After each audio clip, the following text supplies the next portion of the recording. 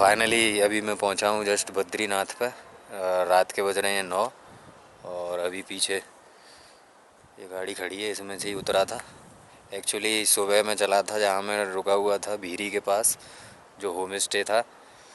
और उसमें वहां से मैं चला था सुबह 11 बजे करीब, 12 बजे करीब भीरी पहुंचा। फिर वहां से रुद्रप्रयाग तक शेयरिंग गाड़ी थी, उसमें पहुंचा मैं, तो थोड़ा टाइम वहाँ ख़राब हो गया। एटलीस्ट मैं 2 बजे पहुंचा था, रुद्रप्रयाग पहुंच पाया। शेयरिंग का तो फंडा ऐसा ही रहता है।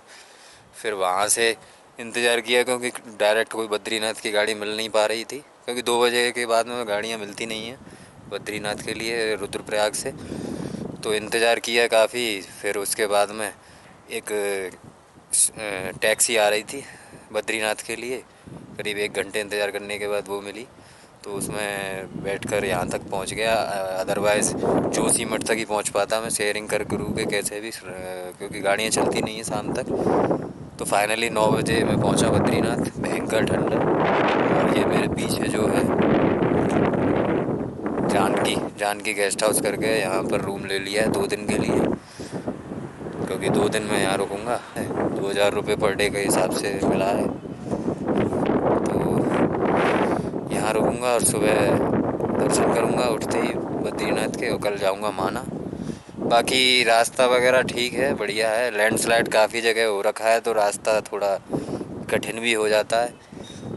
हाँ, पर अगर आपके पास अपना वाहन है तो आपको ये यात्रा बहुत अच्छी रहेगी। पर कन्वेंस थोड़ा शेयरिंग में समय ज़्यादा बर्बाद होता है। बाकी यात्रा एकदम बढ़िया रही है, कन्वेंस में थोड़ी दिक्कत आती है। बस ऐसा ही सब कुछ रहा है। बाकी कल मैं बद्रीनाथ धाम के दर्शन आप सभी को कराता हूँ।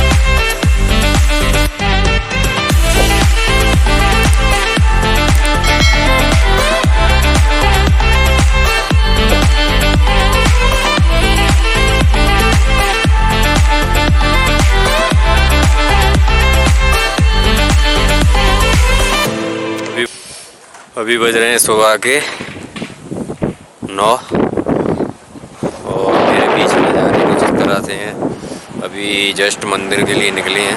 ये पूरी पहाड़ियाँ बर्फ़ से ढक रही हुई हैं और अभी जस्ट निकला हूँ रूम से मंदिर दर्शन के लिए। 9 बज गए हैं। हवा बहुत ठंडी चल रही है, धूप खिली है बहुत ज़बरदस्त, पर हवा के कारण महसूस ही नहीं हो रही है कि धूप खिली हुई है। बाकी नज़ारे कुछ इस तरह से खूबसूरत हैं। ये मेरे पीछे तो बद्रीनाथ धाम से आप सभी को सुबह की राम राम। और अभी मैं जा रहा हूँ मंदिर की तरफ। हवा बहुत ठंडी है और तेज़ भी चल रही है। मंदिर सुबह 4:30 बजे खुल जाता है, उसके बाद में दोपहर में शायद थोड़ी देर बंद होता है, अदरवाइज़ खुला रहता है पूरा। यहाँ से 500 मीटर दूर है, मैं जहाँ रुका हूँ वहाँ से पैदल वॉकिंग डिस्टेंस है। पैदल जाऊँगा बद्रीनाथ धाम के मार्केट का देखते हुए। मंदिर दर्शन करने के बाद फिर मैं माना के लिए निकलूँगा। माना गांव जो लास्ट इंडियन विलेज है चाइना बॉर्डर की तरफ, तो वहाँ भी जाऊँगा आज। तो आज मेरे ये दोनों चीज़ रहने वाली हैं मेरी शेड्यूल में। और चलता हूँ, अब आपको दर्शन कराता हूँ बद्रीनाथ धाम के।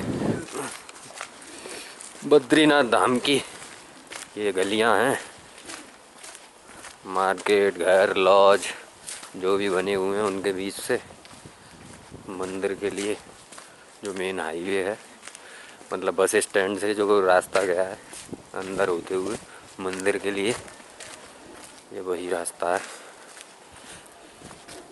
बाकी ऊपर की सारी चोटियों पर बर्फ़ पड़ी हुई है।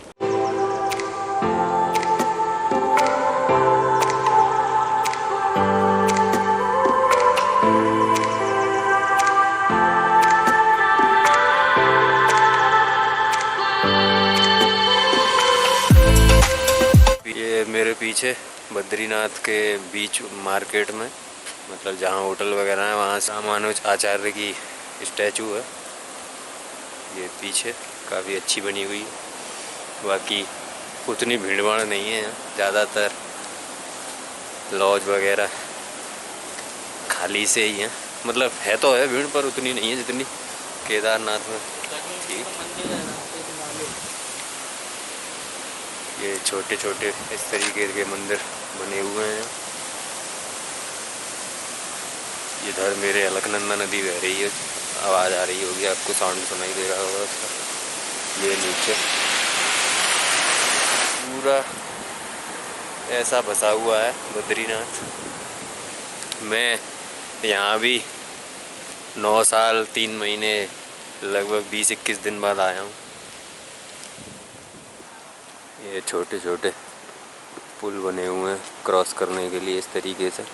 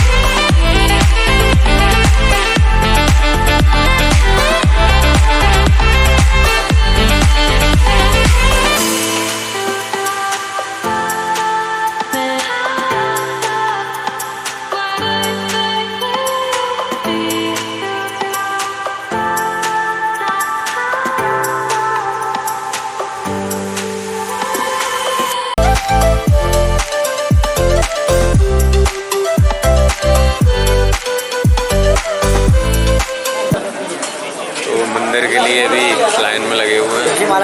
थोड़ी सी लाइन है, 100-200 लोगों की। इतना तो कष्ट चलता है, लेना भी चाहिए अगर दर्शन करने आए हैं तो। बाकी 10 से 15 मिनट में दर्शन हो जाएंगे, आधा घंटे में हो जाएंगे। और धूप प्यारी खिली हुई है, बड़ा आनंद आ रहा है। आनंद की अनुभूति एकदम अपने उच्चतम स्तर पर है। बद्री विशाल के दरबार में हाजिरी लगाने आए हैं, उनका आशीर्वाद प्राप्त करेंगे। आपको भी बाहर से तो दर्शन कराऊंगा, क्योंकि अंदर तो हर बार की तरह कैमरा अलाउड है नहीं है। और ऐसी नेपाल खंड की नदी का स्टोन बताइए, देख लो जैसा भगवान विष्णु का शालिग्राम किसी भी धातु सोना तांबा पीतल अपनी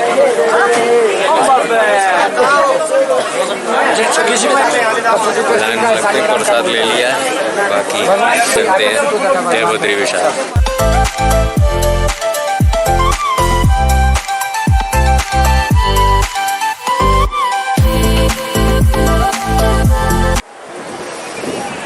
तो अभी जस्ट दर्शन हुए हैं श्री बद्रीनाथ महाराज के, और ये मेरे पीछे पूरा मंदिर है बद्रीनाथ महाराज का। बढ़िया दर्शन हुए, थोड़ी सी लाइन थी, कोई दिक्कत आई नहीं, और शानदार तरीके से मैनेज किया जा रहा है पूरा। ये पूरे मेरे पीछे बद्रीनाथ महाराज हैं। भीड़ ठीक ठाक है, मौसम ज़बरदस्त है। और हकीकत में जो मान्यता है चारों धाम में से, हिंदू पौराणिक सनातन संस्कृति के हिसाब से बद्रीनाथ 4 धाम में से एक धाम है। और इसको धरती का जो बैकुंठ कहा जाता है वो बद्रीनाथ को कहा जाता है। तो मान्यता बहुत है। और मेरा ये दूसरा बार आना हुआ है यहाँ। मैं पहले भी आया था 2012 में, कुछ चीज़ें बदल गई तब से। बहुत अच्छा अनुभव प्राप्त हुआ। श्री बद्री विशाल ने शानदार दर्शन दिए, अपने ऊर्जा का संचार हुआ, बहुत अच्छा लग रहा है।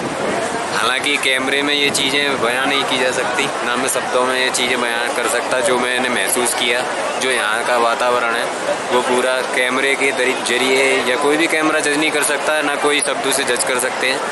अगर वास्तव में इस चीज़ का आनंद आपको लेना है तो एक बार यहाँ परम धाम में, धरती के वैकुंठ पर आना चाहिए आपको, और बद्री विशाल का आशीर्वाद लेकर अपने जीवन की सारी मनोकामना को पूरा करना चाहिए। और मौसम काफ़ी अच्छा है, पूरा साथ दे रहा है। केदारनाथ में भी काफ़ी अच्छा हो गया था मौसम जब मैं गया था तब। यहाँ भी काफ़ी अच्छा है, तो ऊपर वाले की कृपा पूरी बनी हुई है। बाकी इस तरीके की पूरी भीड़ है यहाँ।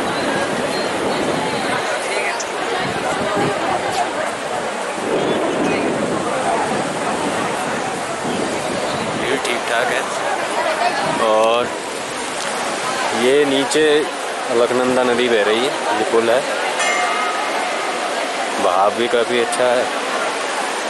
इधर जो तप्त कुंड है जहाँ लोग नहाते हैं। पहाड़ की ऊपरी चोटियों पर बर्फ आ गई है।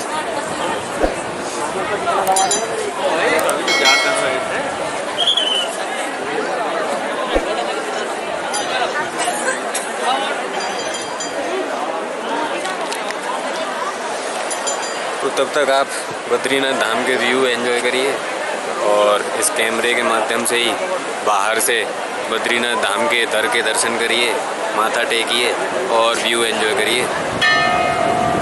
जय बद्री विशाल।